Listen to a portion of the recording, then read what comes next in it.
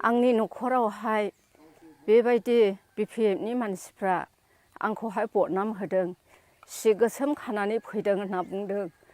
दा बेवहाय बिसोरो बेफोरबायदिनि मानसि नङा, बिसोरो मोजाङावसो लाबोग्रा। आंखौ बेबायदि न'खरावहाय रावबो गैयैखाय आंखौ बदनाम होदों। दा बेवहाय आङो गावनि गोसोखौ गिलिनानै आङो मोजाङावहाय फैदों। दा बिपिएफनिफ्राय दा 15 बोसोरसिम जाबाय आं बिपिएफआव थानानै। दा आंखौ एसेबो मोजाङाव आंखौहाय लाबोआखै, आंखौ एसेबो नायफिनाखै। दुखुथिया न'खर नुनानै आंखौ मानो बेफोरबायदि नायफिनाखिसै आंखौ।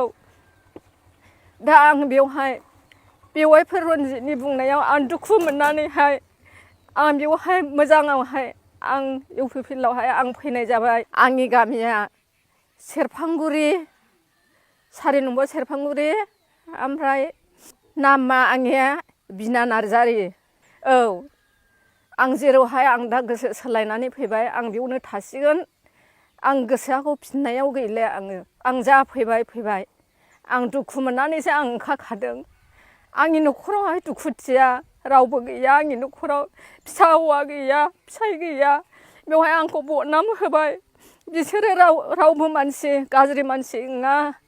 सोरबा गामिनि फैगोन, सोरबा सिनायनाय मानसि फैगोन, सोरबा माबा मोनसे दुखु लानानै माबा मोनसे सोंनो होननानै फैगोन।